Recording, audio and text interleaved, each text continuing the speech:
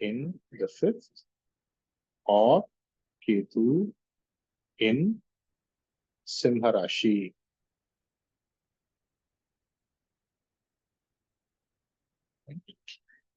So we have Ketu in the 5th. As per the Kalapuruksha Kundali, we are going about and looking at the predictions.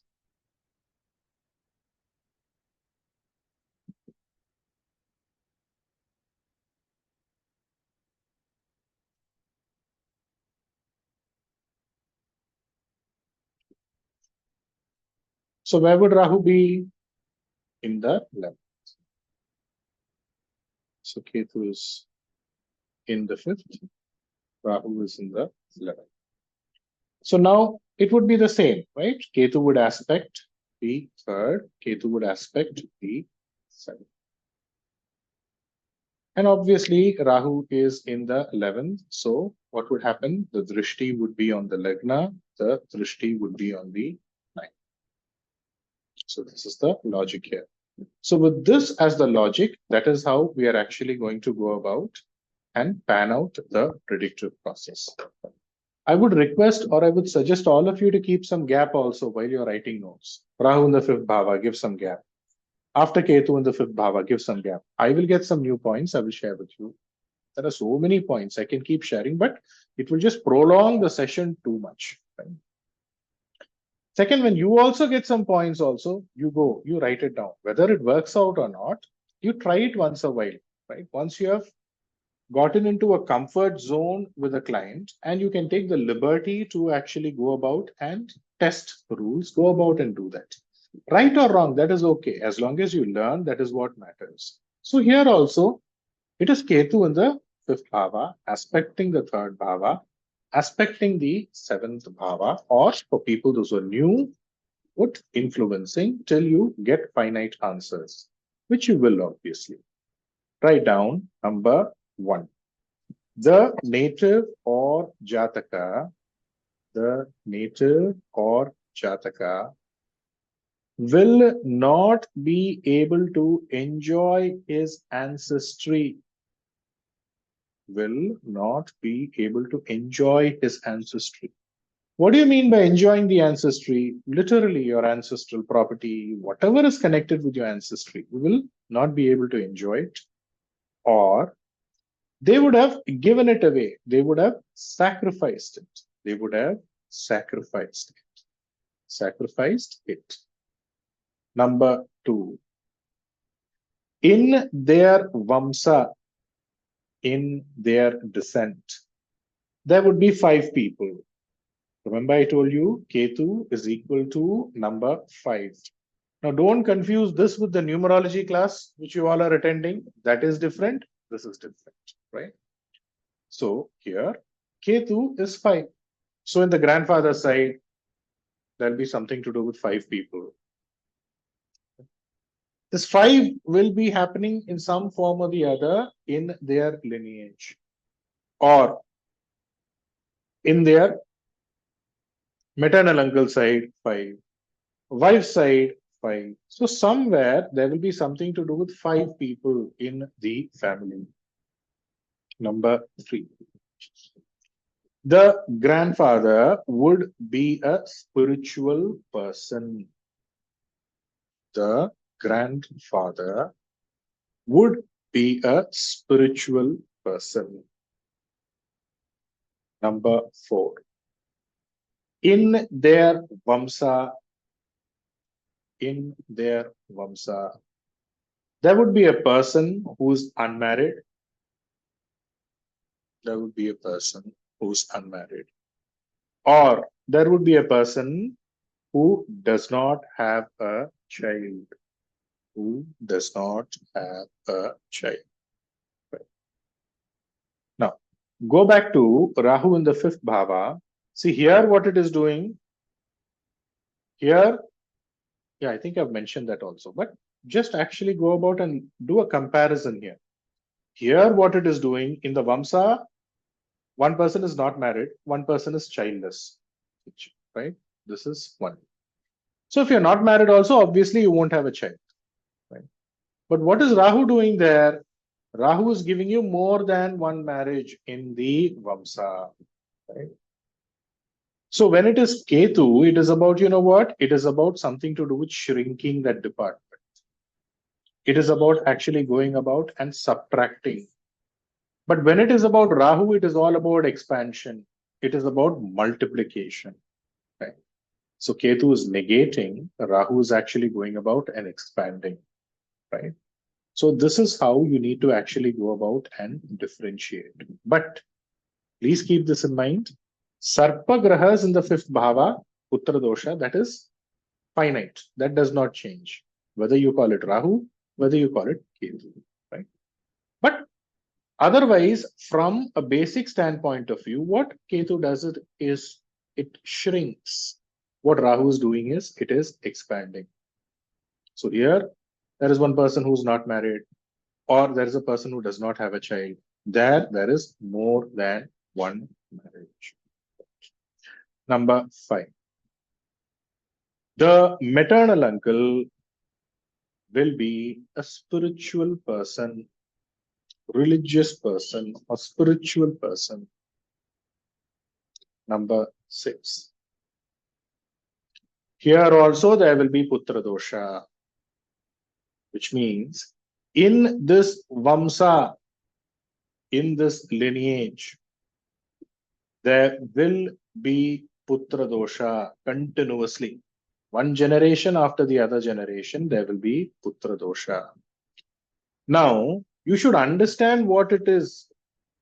What do you mean by Putra dosha in this case?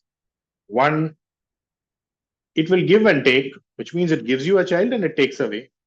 Taking away can be in so many ways, no? One is what? Miscarriage, abortion, early death. Or for one person, what will it do? It won't give itself. These are the two ways. Write down, important note. Now, this note should get back to what? It should get back to your index so that you remember it. In the Putra Sthana, or not that way, Sarpa Graha in the Putra Sthana indicates or confirms that there is a Putra dosha. Sarpa Graha in the fifth bhava confirms that there is a Putra dosha. Right. So that will be there. Right. There is no two ways about it. So you can come up with an assurance and tell that yes, there is a Putra dosha.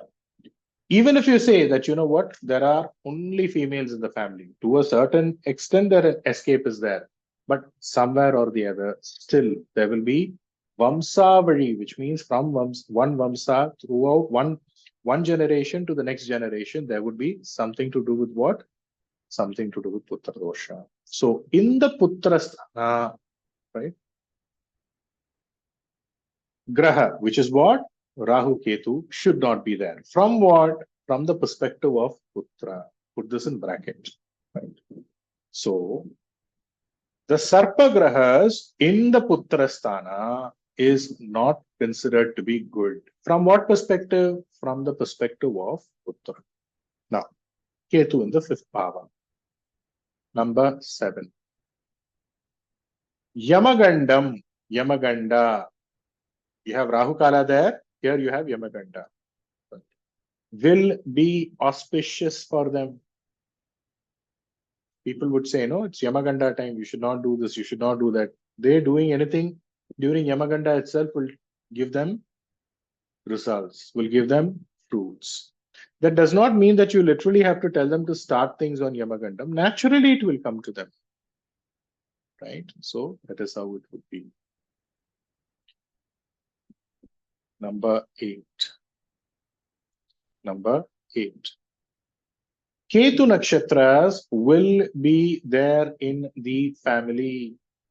Ashwini, Magam, Moolam will be there in the family. Right? You should check who. It will keep coming. Is it for the son? Is it for the wife? Or it can be for the Jataka himself, herself. Number 9. Worshipping Anjaneya. Who's Anjaneya? Shri Anjaneya Hanuman. Worshipping Vinayagar, Ganapati, Ganesha. That is Vinayagar and Ganapati. Will give them fame. Will give them fame. So, Anjaneya or Hanuman is Ketu. Right? Why? Because he is born in the nakshatra of Ketu. He is a brahmachari. And Ketu also indicates the tail. Right? So, worshipping Anjaneya, worshipping Ganesha, that will give them fame. Right? Now, where is Ketu influencing third and seventh? Keep third in mind. Right? And where is Ketu? Ketu is in the fifth. Number 10. The Jataka, which means the native, will have problems pertaining to documents. One main document will be missing. One main document will be missing. Number 11. Number 11. Will have or will be cheated in partnership. Number 11. Number 12. The wife will be a spiritual person. The wife will be a spiritual person. Number 13. See, wife means not always the wife here. If it is a Stree here, Stree's horoscope, husband will be spiritual. The Kalatra will be spiritual. That's the way you should write. Number 13. Number 13. The spouse will have a lot of hair. So you see Ketu in the fifth bhava, you should predict your wife will have thick hair, your wife will have a lot of hair. Kalatra, husband, will have a lot of hair. Logic, sir, for this? Ma'am, Ketu indicates hair, ma'am. Okay, okay. Ketu is influencing the seventh. Seventh, no, ma'am, Kalatra. Yeah. Number 14. Stitching, sewing. Sewing is SCWING. Sewing, knitting, textiles, software, astrology will give them fame. Will give them fame. Number 15. Number 15. Till they desire not to be famous, they will be famous. Which means, Ketu in the fifth bhava, as long as you don't show yourself, as long as you don't desire fame, you will become famous. Again, Rahu in the fifth bhava, they will go about and pursue shortcut for the purpose of getting into what? Getting famous. So those who have Ketu in the fifth bhava, or those who have Ketu in Simha Rashi, till they don't desire fame, till they don't go towards fame, fame will automatically come to them. Right? Till they remain simple, till they remain like people who are unassuming, they will ultimately get fame directly. Right? Anything to do with shortcut won't work. So if you're planning to do something to do with stock market, if you're planning to do something to do with all of that department, which involves what? Immediately getting some money, quick money, or shortcuts in general won't work here, right? Because here, Ketu is what? The more and more you say, I don't want, I don't want, I don't want, what will Ketu do? He will turn back and he will give you. That's the way it is. That's the way Ketu functions. Number 16. they will lose their educational certificate,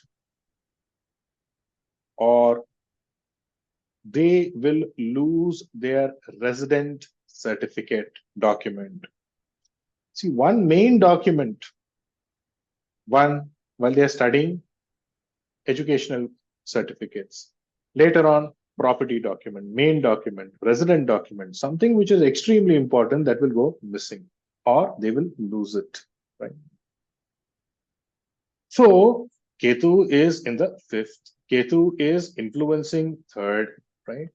So immediately certificates pertaining to your education, you will lose it. Main document, you will lose it. If Shubha Grahas are associated, put in bracket, 11th Bhava Lord, 5th Bhava Lord, 9th Bhava Lord, write down. They will have a leadership responsibility or a leadership role. Who will have? The Jataka, or the grandfather, or the maternal uncle. One of them will be in a senior position, in a senior role, in a leadership role. Number 18.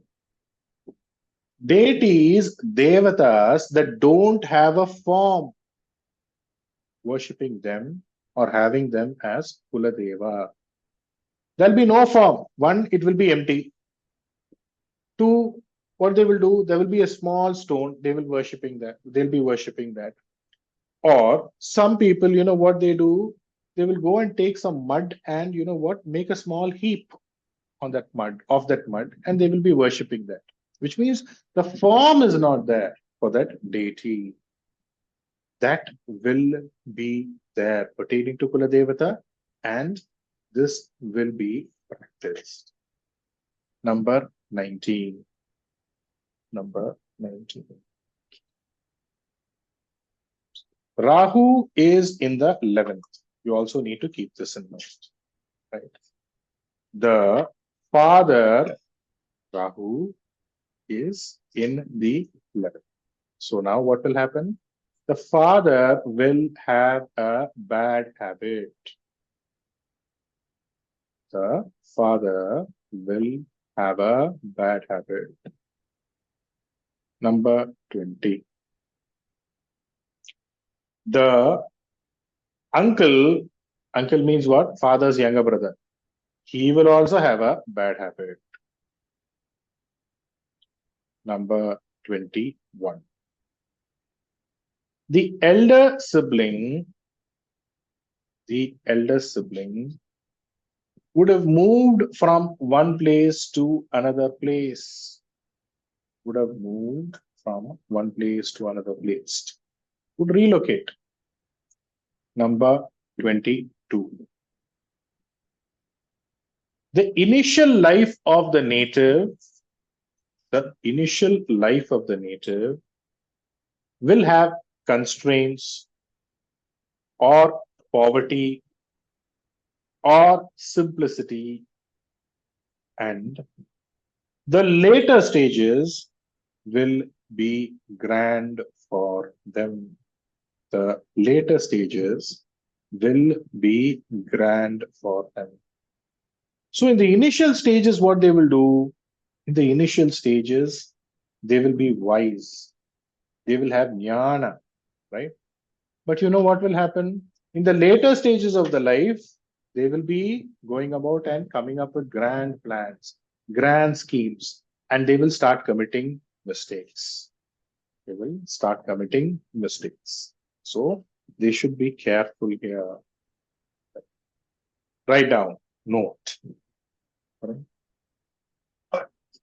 When moon or Rahu,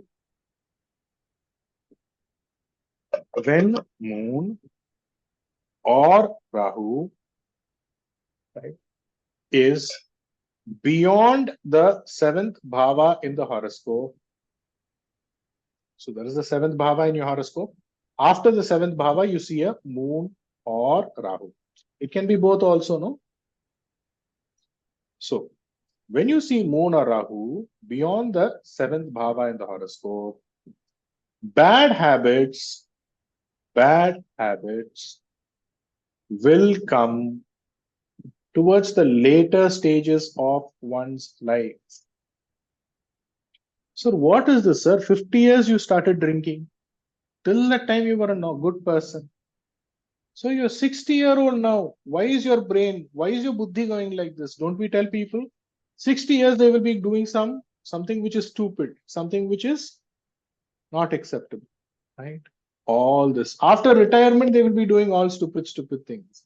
Till that, they would be proper, they would be punctual, they would be religious, they would be spiritual. So that is this combination where you see moon or Rahu, right, beyond the 7th bhava in the horoscope, right? You should be careful. You should tell them to be careful. One of them, both of them can also be there. Let's say, for a person, let's say the 8th bhava, there is a Rahu. The 10th bhava, there is a Chandra. Basic logic is beyond the 7th bhava, even if one graha is there. Now, if Guru aspects the graha, when Guru aspects the graha, then the dosha will be nullified. Then the dosha will be nullified. So you may ask this question. So do you mean Guru is aspecting the lagna? See, if Guru aspects the lagna, that's considered to be very, very good, because the moment Guru aspects the lagna, it will lead you to the top somehow. Or somewhere you will just escape big dangers just in the nick of the time.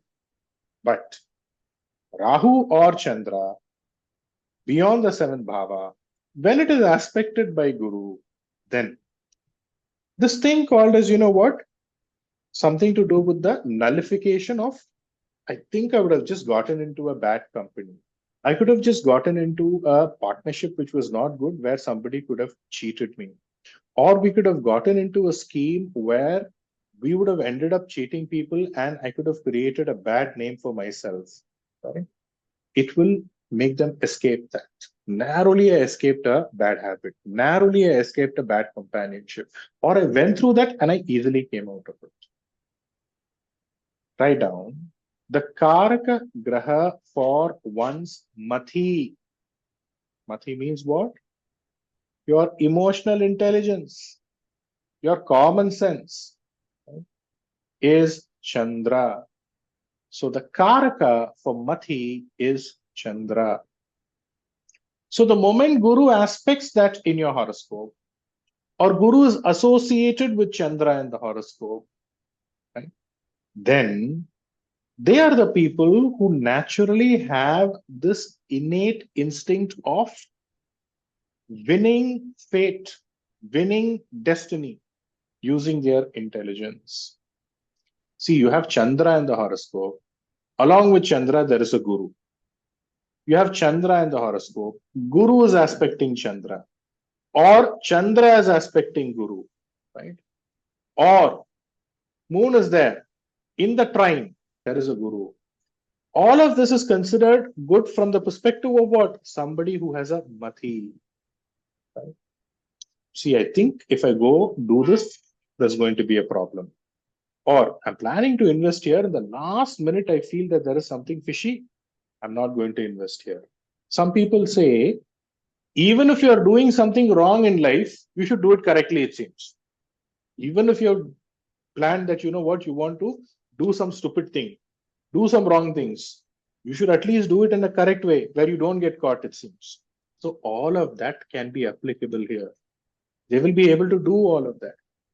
If we go like this, we will get caught. Right? We should see this. We should see that. We will get cheated because of that. Beforehand itself, I should plan this and I will go about and prepare for this.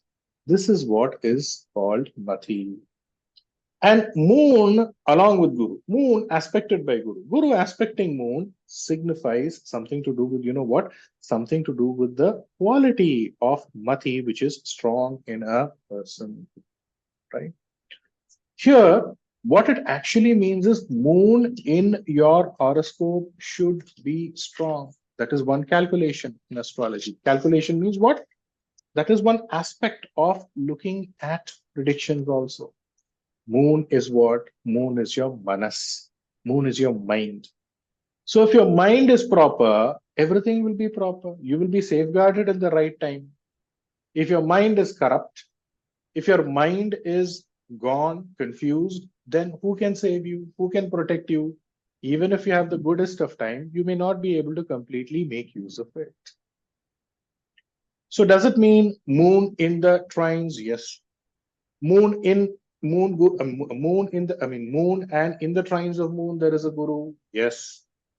Moon in the lagna, guru along with moon. Yes. Of course, you cannot take kendras, right? Because there would be no complete connection.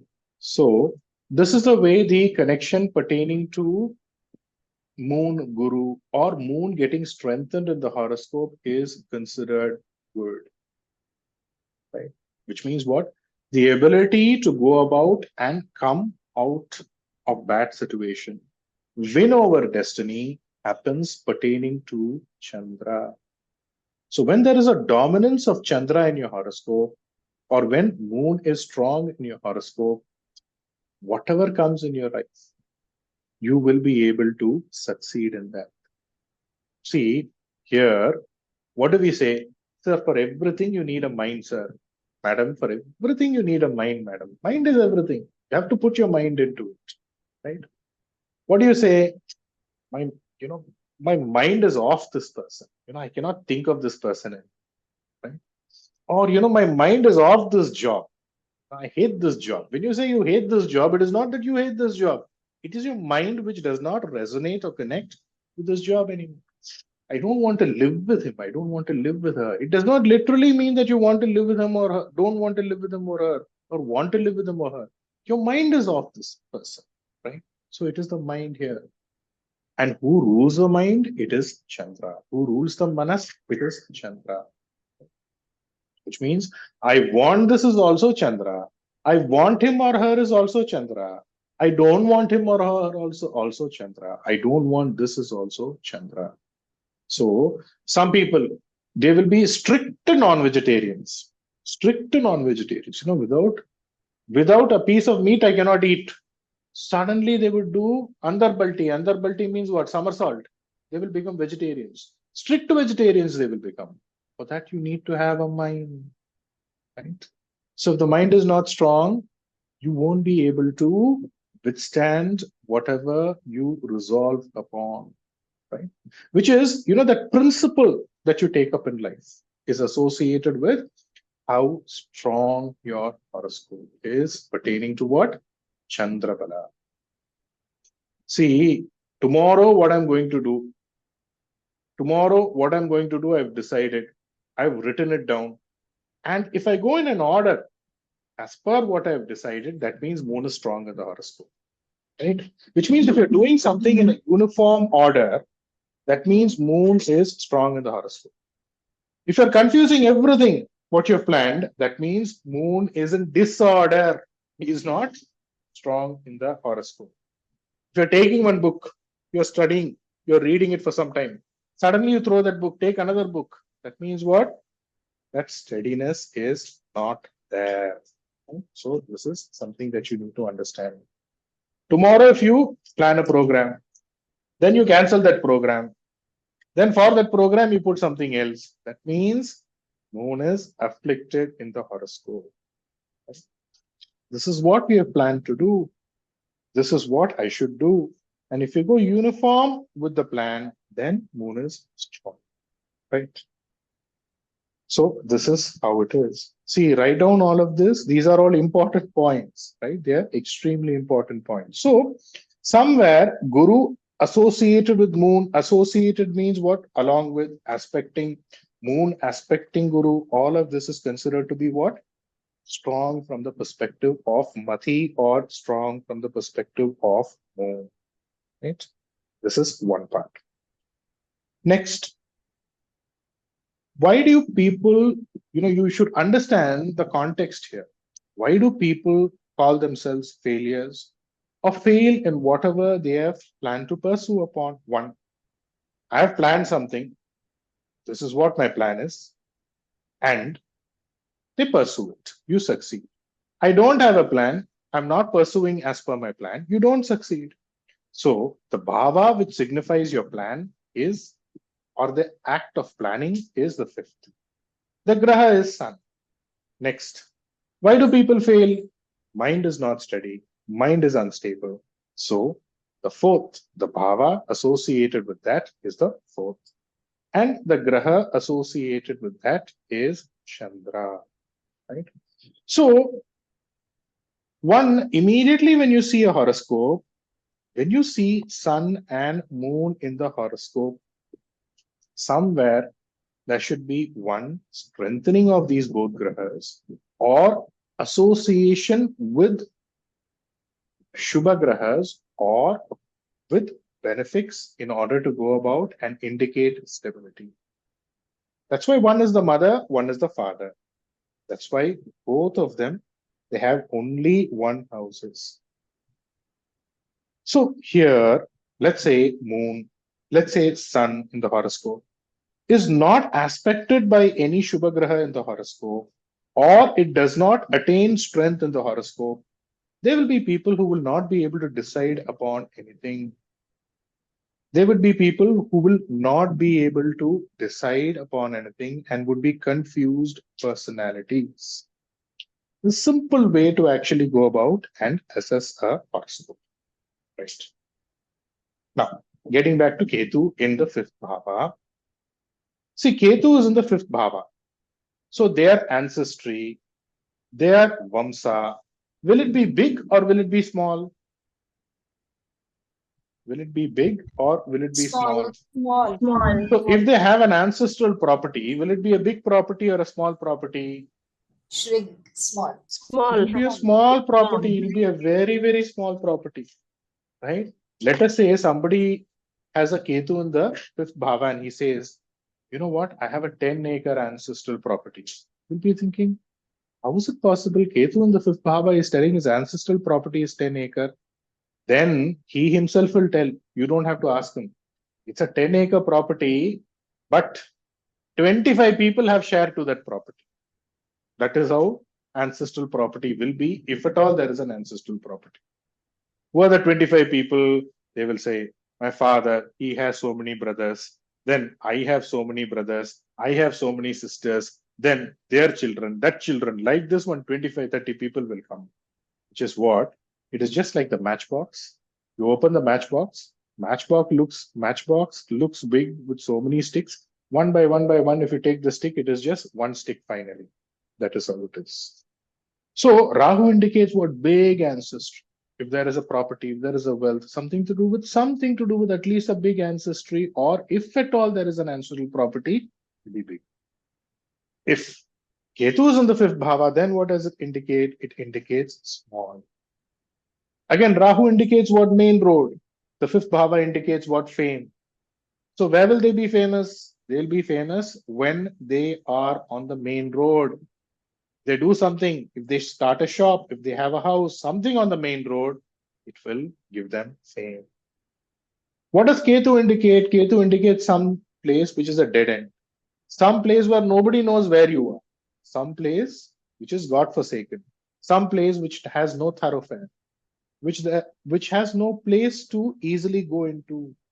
So if Ketu is in the fifth bhava, then they should not know where you are itself. Then what will happen? You will become extremely famous. Have you seen? You will find people somewhere in some dead end of the road. You won't know where it itself, right? They will be running a mess. Will be going very, very well.